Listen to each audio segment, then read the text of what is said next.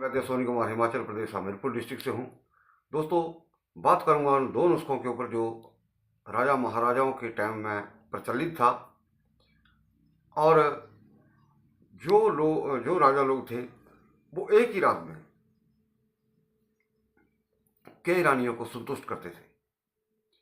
दोस्तों, ये प्रयोग जो है अत्यंत प्राचीन है।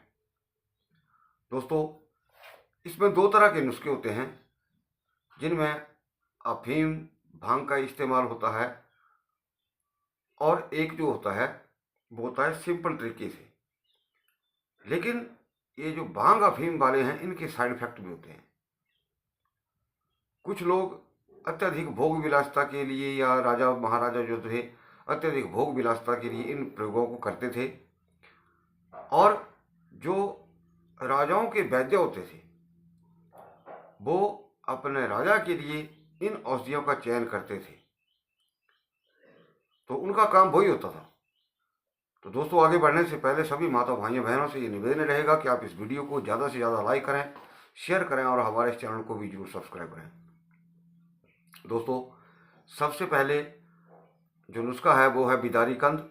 बिदारी कंद जो है दोस्तों उसका बहुत बड़ा महत्व है सेक्सुअल डिसऑर्डर में, और ये काम करता है, ये टेस्टोस्टेरोन हार्मोन को बढ़ावा देता है।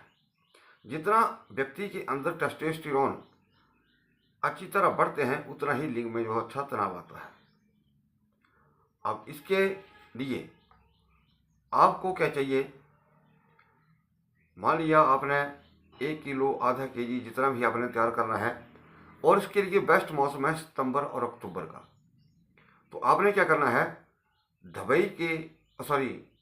जो बिदारी कंद है उसको पाउडर करके तुलसी के पत्तों का रस निकाल करके इसको रोज भिगोना है, यानी कि इतना रस निकालना है कि वो बिदारी कंद का पाउडर जो भीग जाए। और इस तरह से आपने इसको 7 दिन करना है। 7 दिन तैयार करके सुखा करके फिर आपने इसके अंदर जितना आपने मटेरियल लिया है उससे 5 गुना दूध इसके अंदर डालना है और इसके अंदर डाल करके इसको खोया बनाना है।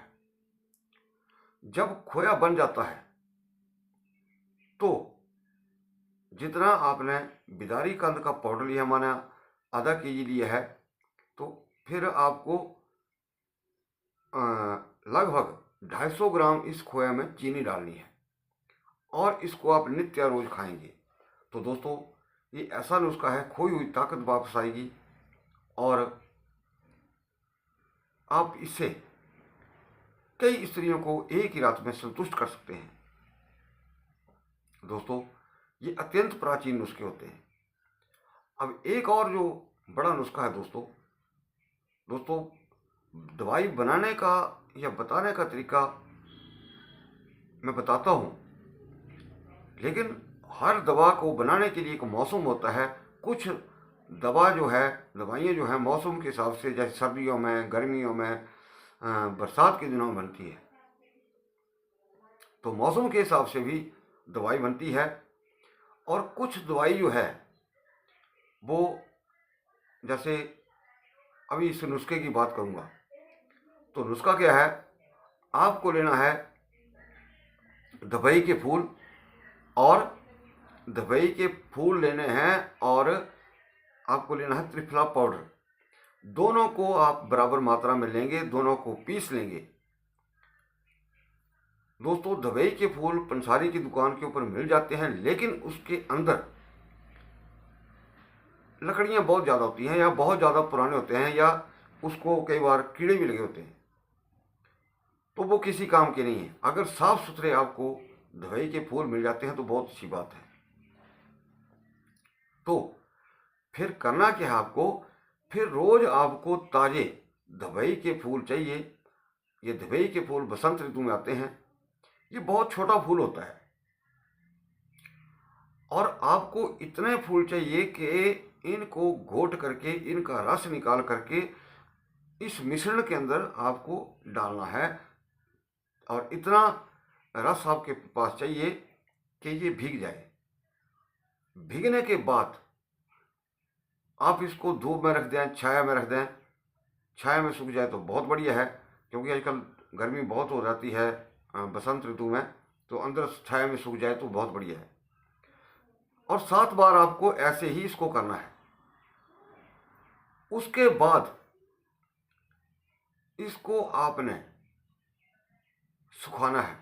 अब दोस्तों यहाँ एक बात कहूँगा, ये नुस्खा बहुत आसान लग रहा है लेकिन बहुत टफ है, क्योंकि दुबई के फूलों को इकट्ठा करने के लिए दोस्तों बहुत सारा टाइम चाहिए। अगर मुझे कोई व्यक्ति बोले कि हाँ हमारे लिए बना दीजिए, तो मुश्किल भी नहीं है, लेकिन इसके लिए टाइम चाहिए। आपको 1-2 लड़के और भी लेने पड़ सकते हैं, जैसे डेली फूल लाने, उसको पीसना, उसका रस निकालना।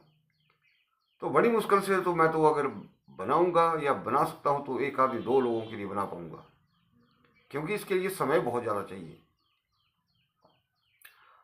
अब इसको आपने सुखा करके, जैसे आपके पास पाउडर हो गया, तो आपने इसका 2 से 3 ग्राम के बीच आपको इसको शहद और मिश्री के साथ लेना है। दवाई के फूल जो है दोस्तों, ये ब्लड शुगर को कंट्रोल करने में भी इसका बहुत बड़ा रोल होता है। ये पौधा जो है ये चट्टानी एरिया में ज़्यादा होता है, और जहाँ ढलानदार पहाड़ी होती है उसके ऊपर बहुत होते हैं। चट्टानी एरिया में ज़्यादा होता है, और जहाँ ढलान है, पहाड़ी जो ढलानदार पहाड़ी है उसके ऊपर बहुत होते हैं, लेकिन वहाँ से फूल इकट्ठा करना बहुत मतलब मौत के मुंह में जाने के बराबर होता है। तो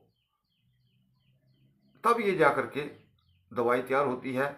इसको शहद और मिश्री के साथ लिया जाता है। ये भी नुस्खा जो दोस्तों सैकड़ों स्त्रियों को आप संतुष्ट कर सकते हैं। ये बहुत बड़े नुस्खे हैं, अत्यंत प्राचीन है ये। तो दोस्तों अंत में मैं सभी माता भाइयों बहनों से यही निवेदन करूंगा कि आप इस वीडियो को ज़्यादा से ज़्यादा लाइक करें, शेयर करें, और हमारे इस चैनल को भी जरूर सब्सक्राइब करें। वीडियो को देखने के लिए आपका बहुत बहुत धन्यवाद। नमस्कार।